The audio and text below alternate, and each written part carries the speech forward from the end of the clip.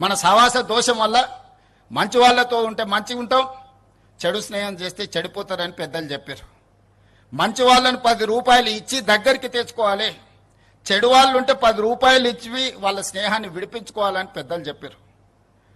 ఈ చిన్న సూత్రం మా అక్కకు అర్థం కావడం లేదా అని నేను అడుగుతున్నా.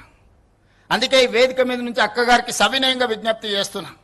ఈ ప్రాజెక్టును అడ్డుకోవడానికి నీ పుత్రరత్నం వేసిన ఎన్జిటి కేసును తక్షణమే ఉపసంహరించుకోండి, లేకపోతే ఈ ప్రాంత ప్రజలు మీ కుటుంబాన్ని సామాజిక బహిష్కరణ చేసే పరిస్థితి వస్తుంది, అంత దూరం రానియొద్దు అని చెప్పి నేను వారికి సూచన చేస్తున్నా.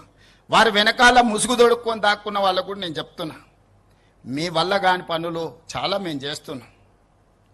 మీరు ఇట్లనే ఉంటే ఆ హోదా కూడా మిగలదు.